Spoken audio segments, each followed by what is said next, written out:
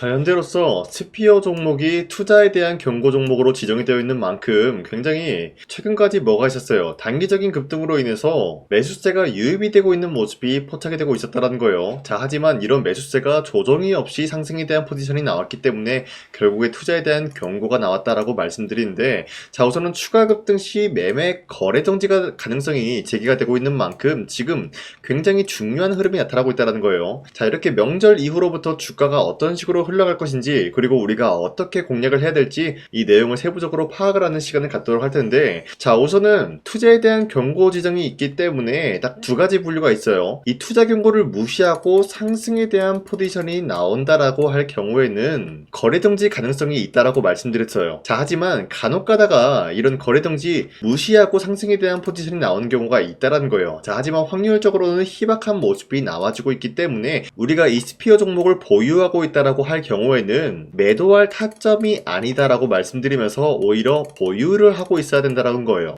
자, 그리고 신규자로 진입을 하고 싶다라고 할 경우에는 사실상 상승이 나온다라고 할 경우에는 깔끔하게 포기하는 것이 가깝다라고 말씀드리지만, 이 상승에 대한 포지션은 확률적으로 희박하다라고 말씀드렸죠. 그럼 뭐냐? 윗꼬리가 달리면서 빠질 가능성이 있다라는 거예요. 그리고 평단가가 낮아질 수밖에 없는 상황이 놓이게 될 것이에요. 그리고 횡보 구간이 나온다라고 할 경우에는 우리가 그 구간을 공략을 해야 된다라고 말씀드리겠습니다. 자, 이렇게 말씀드리면 여러분들이 헷갈릴 수가 있기 때문에 잠시 후에 어떤 식으로 공략을 해야 될지 설명드릴까 하는데, 자, 물론 일론 머스크가 촉박하게 스페이스X 관련되어서 6월 달에 상장을 고집을 한다라고 언급이 되고 있었어요. 자, 그런데 그 이유에 대해서 약간 좀 희한한 모습이 나타나고 있었지만, 자, 6월 달에 자신의 생일과 희귀유지 현상이 겹친다라는 이슈 하나로만 지금 6월 달에 스페이스X가 상장이 될 것이다라는 흐름이 나와지고 있습니다. 자, 그리고 스페이스X에 대해서 최대 500억 달러 조달 목표를 세우고 있는 모습이 나타나고 있는데, 자, 이렇게 500억 달러를 투자를 한다라는 거는 기본적으로 2026년도 하반기에는 새로운 주도 섹터가 될 것이다라고 말씀드리고 있는 만큼 그만큼 강력한 매수세가 유입이 될 수밖에 없다라고 말씀드리는데, 자, 가장 중요한 거는 이러한 흐름은 결국에는 주가에 기대감이라는 것을 불러오고 있기 때문에 매수세가 유입이 될 수밖에 없는 상황이다라고 말씀드려요. 자, 그리고 가장 중요한 거는 머스크가 현재로서 전기차와 로봇 시장보다 우주 산업에 대해서 확대시킬 것이다라는 언급이 나와주고 있는 것인데, 자, 전기차라고 하면 기본적으로 관련주들이 몇 배 상승 나왔습니까? 적게는 2배에서 3배 정도 되는 상승세를 보유하고 있었으면서 많게는 10배에서 20배 혹은 그 이상의 가치를 보유하고 있는 흐름이 나타나고 있었다는 거예요. 자, 이런 식으로 테슬라 일론 머스크의 전기차 주도 섹터가 이런 흐름을 보유하고 있었다는 것을 알고 있으면 되겠고요. 그 이후로부터 일론 머스크가 건들고 있었던 게 뭡니까? 바로 로봇 산업이다라고 말씀드리는데, 로봇 산업은 2차전지 못지않게 상승에 대한 포지션이 나왔다라고 말씀드리면서 여기서 핵심적인 내용은 우주 산업이 로봇과 전기차 시장보다는 더욱더 확대가 될 전망이다라는 거예요. 그 말이 뭐냐? 지금 우주 산업 관련된 종목들이 2배에서 많게는 4배까지 상승이 나온 종목이 많은데, 이러한 상승은 시작에 불과하다는 것을 우리가 직감할 수가 있다는 거예요. 자, 그렇기 때문에 우리가 섣불리 지금 고점이다 라고 생각을 할 수가 있으면서 투자하기는 좀 애매한 흐름을 보유하고 있는 종목들이 굉장히 많은 만큼, 잠시 후에 여러분들한테 아직 상승에 대한 포지션이 나오기 직전인 스페이스X 관련된 종목을 말씀드릴까 하는데, 자, 우선은 이건 잠시 후에 설명드리겠고요. 지금 흐름 봤을 때는 스피어 종목은 아직까지도 매도할 시기는 아니다라고 말씀드리겠습니다. 자, 그리고 현재 코스피가 5,300원대 찍어준 이후로부터 상승과 하락이 반복이 되고 있다는 거예요. 자, 그만큼 지금 시장에서는 다양한 종목들이 상승과 하락이 반복이 되고 있기 때문에 우리가 아무런 종목을 잘못 공략을 하게 될 경우에는 수익을 본다라기보다는 손실을 볼 위험이 있다라고 말씀드리겠습니다. 자, 그렇기 때문에 여러분들이 더 이상 아무 종목 공략하시고 손실 보지 마시라고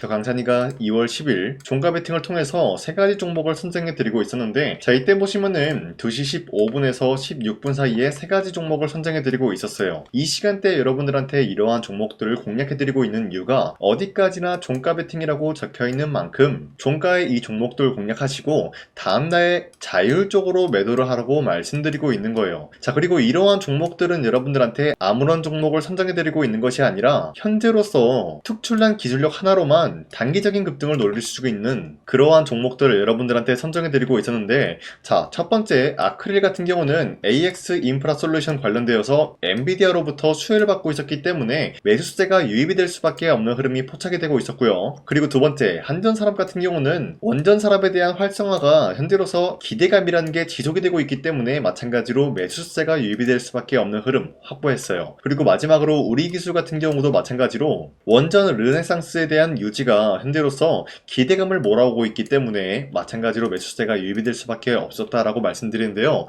자, 이렇게 말씀드리면 여러분들이 헷갈릴 수가 있기 때문에 첫 번째 아크릴 종목부터 보여드리자면요, 지난 10일에도 보시면은 20%에 대한 장대 한봉이 나왔으나 추가적인 상승을 노려볼 수 있는 기회가 있었기 때문에 여러분들한테 2월 10일에 종가 베팅에 대해서 말씀드렸는데, 자, 보신 바와 같이 11일 31%까지 상승 나왔고요, 27% 상승 마감이 되었기 때문에 전날에 이 종목 공략하신 주주님들은 27%에서 31%에 대한 상승을 노려볼 수가 있었다라는 거예요. 자, 그리고 두 번째 한전산업 같은 경우도 마찬가지로 윗꼬리가 달리면서 빠진 모습이지만 26% 장대 한봉 나왔고요, 17% 상승 마감이 되었기 때문에 17%에서 26%에 대한 상승을 노려볼 수가 있었는데, 자, 한전산업은 저점 대비해서 지금까지 상승에 대한 추세가 유지가 되고 있다라고 말씀드리면서 마지막으로 우리기술도 마찬가지로 한전산업과 굉장히 흡사한 모습이었기 때문에 상승세가 유지가 되고 있으면서 30%에 대한 장대 한봉이 나왔다라는 거예요. 자, 그렇기 때문에 현재로서 이 종목 들어가신 주주님들은 최대 30%에 대한 상승을 노려볼 수 있었다라고 말씀드리는데, 자, 이런 기회를 여러분도 충분히 잡아갈 수가 있다라고 말씀드리는 만큼 앞으로도 저 강찬이는 여러분들한테 이러한 종목을 공략을 도와드리고 있기 때문에 화면에 나와 있듯이 제 영상 구독 버튼만 눌러주시면은 여러분들한테 하루에 3가지 종목씩 종목 선정을 도와드리고 있습니다. 자, 그렇기 때문에 여러분들이 구독 버튼 한 번씩만 눌러주시고 구독을 했다라는 인증으로 상단에 나와 있는 제 연락처로 구독이라고 문자 한 번씩만 보내주시면요,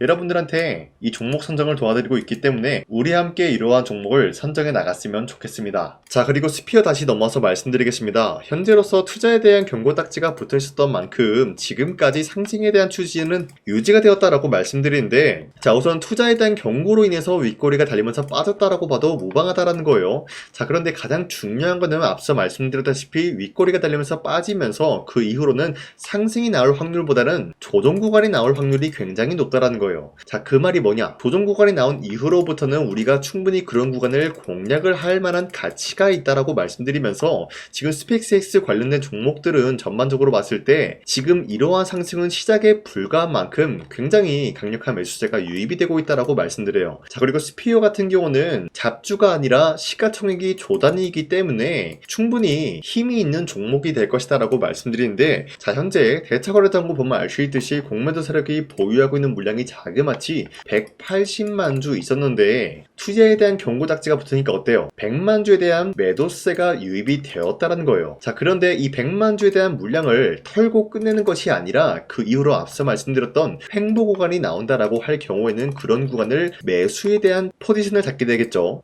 그 이유가 뭐냐, 스피어뿐만이 아니라 스펙스X 관련된 전반적으로 상승에 대한 포지션이 나올 수밖에 없는 흐름이 나타나고 있었기 때문이에요. 자, 아직까지 6월달이 되기에는 3달에서 4달이 남았기 때문에 시간적인 여유가 있다라는 거예요. 자, 그리고 그 시간적인 여유가 뭐냐, 기대감이 형성이 되는 시간이다라는 거예요. 그러면 주가는 일반적으로 더욱더 큰 상승을 그릴 수 있는 확률이 굉장히 높다라고 말씀드리는데, 가장 중요한 것은 현재로서 공매도 세력이 보유하고 있는 물량이 200만 주가량 물량을 보유하고 있다가 70만 주 되는 물량을 보유로 전환되었죠. 자, 그런데 앞서 말씀드렸다시피 이러한 하락이 나온 이후로부터는 100만 주에 대한 추가적인 매수세가 유입이 될 것이다 라고 말씀드렸죠. 자, 그러면은 결국에는 공매도 세력이 보유하고 있는 물량은 다시 한번 200만 주가 될 것이다 라고 말씀드리는데, 가장 중요한 것은 이 200만 주라 되는 물량을 언제 털어버릴 것이냐, 당연히 6월달에 근접한 모습이 나와줬을 때 결국에는 스펙스X 관련된 종목들은 전반적으로 기대감이라는 게 빠지면서 매도세가 유입이 될 흐름이 나타날 수밖에 없다라는 거예요. 그럼 추세가 상승에 대한 추세로 이어지다가 하락으로 이어질 수밖에 없다라고 말씀드리는데, 이러한 고점 부근에서 공매도 세력은 뭐한다? 바로 200만 주에 대한 물량을 매도 포지션을 잡게 될 것이다라는 거예요. 자, 그러면은 추세가 당연히 이탈할 수밖에 없는 곳인데 우리가 이러한 구간을 2차 공략을 노려야 된다라는 거예요. 자, 그럼 1차 공략이 언제냐? 방금도 말씀드렸다시피 이 지점에서 조정이 나온 이후로부터 이 구간, 횡보 구간이 1차 구간이 될 것이면서 나오면서 이후로부터 다시 한번 반등이 나오면서 고점이 형성이 됐을 때 우리가 2차 구간을 노려볼 것이다 라고 말씀드리겠습니다. 자, 이런 식으로 여러분들과 함께 스피어 종목 가지고 앞으로 헤쳐나갈까 하는데요. 저 강산이와 함께 이 종목을 1차, 2차 구간을 노려보고 싶다라고 하시는 분들은 상단에 나와 있는 제 연락처로 간단하게 스피어라고만 문자 보내주시면요, 여러분들이 올바른 지점을 공략을 할 수가 있게 도움을 드리겠습니다. 자, 그런데 기본적으로 여러분들한테 도움을 드리겠다라고 말씀드려서는 어떤 식으로 어느 지점을 공략 도와드리는지 여러분들은 모를 수가 있기 때문에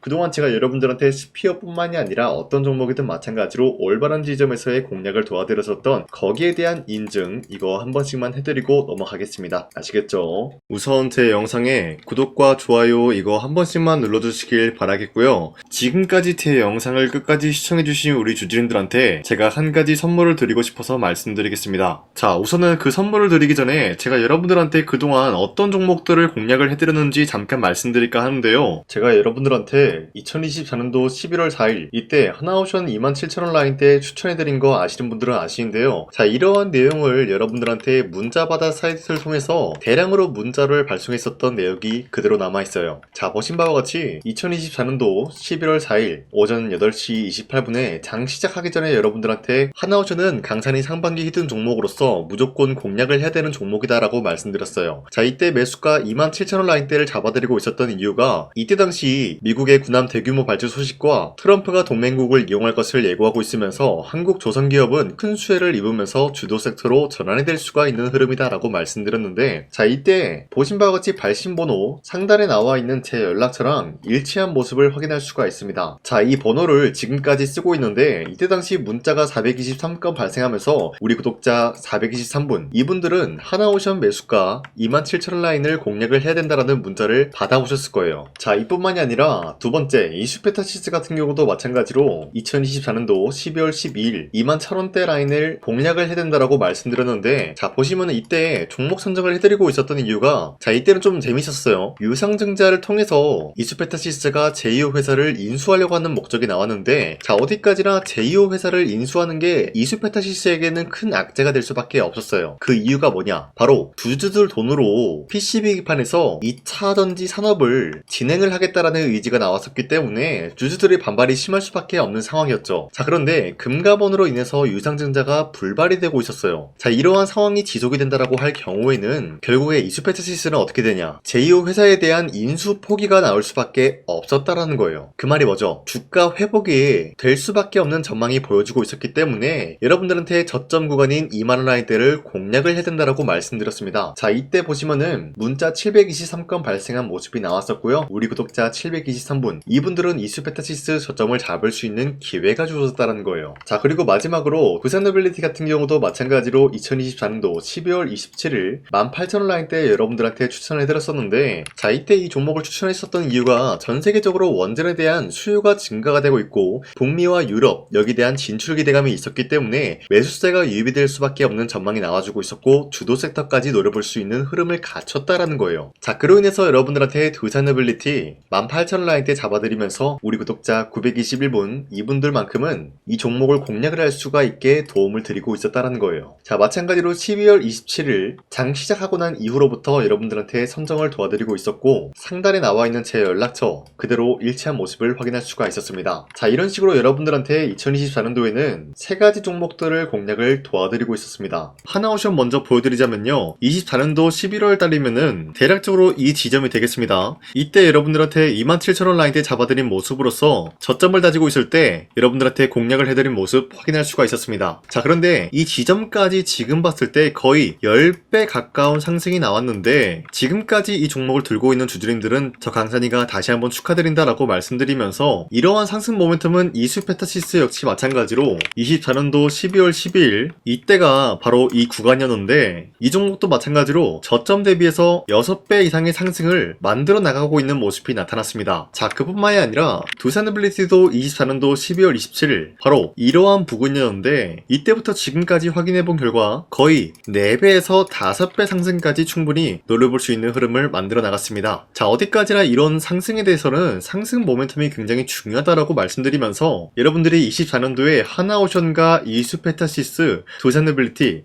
이 세 가지 종목을 놓치셨다라고 하면은 전혀 아쉬워할 게 없다라고 있다라고 말씀드리겠습니다. 자, 오늘 말씀드릴까 하는 종목도 이러한 상승 모멘텀을 충분히 갖출 수가 있는 종목이다라고 말씀드리겠고요. 제가 오늘 말씀드리고 있었던 3배 이상 폭등을 기대할 수 있을 만한 그런 종목 바로 말씀드릴까 하는데요. 자, 오늘 이게 말씀드렸던 제가 3배 이상의 폭등 랠리를 만들어낼 수가 있는 그런 종목이다라고 말씀드리는데요. 사실상 장기간 동안 하락의 추세가 나와주고 있는 모습이었지만 거래량 보면 알 수 있듯이 세력들이 하락세가 돌입이 된다라고 하더라도 쓸어담고 있는 모습이 나타나고 있습니다. 자, 그 결과 현재로서 다시 한번 이러한 반등 포지션이 나와주고 있는 모습인데요. 여기에 대해서 우리가 가장 눈여겨봐야 될 흐름이 어떤 것이냐면은 수급 편향이다라는 거예요. 현재 외인과 기관들은 지금 이러한 지점 쓸어담고 있는 모습이 나와주고 있고, 반등 구간이든 하락세든 아랑곳하지 않고 쓸어담고 있는 모습이 나와주고 있어요.